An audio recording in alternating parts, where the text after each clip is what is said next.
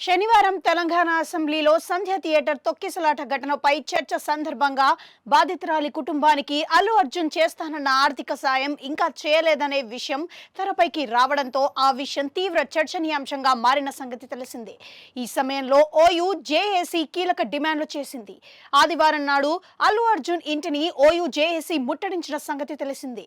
ఇందులో భాగంగా అల్లు అర్జున్ ఇంటి వద్ద ఉన్న పూల కుండీలు ధ్వంసం అవ్వగా రాళ్లు టమాటాలతో దాడి చేసిన చెబుతున్నారు.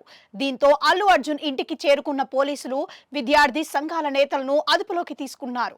ఈ సందర్భంగా 8 మంది ఓయూ జేఏసీ నేతలను జూబ్లీ హిల్స్ పోలీస్ స్టేషన్ కు తరలించారు.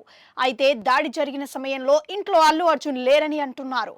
అనంతరం అక్కడకు చేరుకున్న అల్లు అర్జున్ మామగారు చంద్రశేఖర్ రెడ్డి సెక్యూరిటీ నుంచి వివరాలు అడిగి తెలుసుకున్నారు. మరోపక్క తమపై అల్లు అర్జున్ సిబ్బంది దాడి చేశారని ఓయూ జేఏసీ నేతలు ఆరోపిస్తున్నారు. తొక్కిసలాట ఘటనలో మృతి చెందిన మహిళా కుటుంబానికి సహాయం చేయాలంటూ శాంతియుతంగా నిరసన చేస్తే అల్లు అర్జున్ సిబ్బంది దాడి చేశారని ఓయూ జేఏసీ నేత ఆరోపించారు. ఈ సందర్భంగా కీలక డిమాండ్లు తెరపైకి తెచ్చారు. ఇందులో భాగంగా బాధితురాలి కుటుంబానికి అల్లు అర్జున్ ఇప్పటికైనా 25 కోట్ల పరిహారం ఇవ్వాలని డిమాండ్ చేశారు. అలా కాని పక్షంలో ఈసారి 1500 మందితో వెళ్లి అల్లు అర్జున్ ఇంటిని చుట్టుముడతామని హెచ్చరించారు. ఇదే సమయంలో హీరోయిన్ రష్మిక మందన కూడా బాధ్యత తీసుకొని 15 లక్షల పరిహారం ఇవ్వాలని డిమాండ్ చేశారు.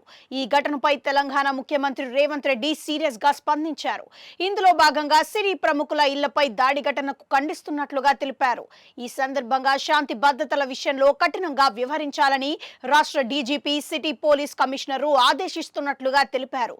ఈ విషయంలో ఎలాంటి అలసత్వాన్ని సహించేది లేదని అన్నారు. ఇదే సమయంలో అల్లు అర్జున్ పై తీవ్ర స్థాయిలో వ్యాఖ్యలు చేసిన ఏసీపీ విష్ణుమూర్తి వ్యవహారాన్ని పరోక్షంగా ప్రస్తావించినట్లుగా స్పందించిన రేవంత్ రెడ్డి సంధ్య థియేటర్ ఘటనలో సంబంధం లేని పోలీసు సిబ్బంది స్పందించకుండా ఉన్నతాధికారులు జాగ్రత్తలు తీసుకోవాలని సూచించారు.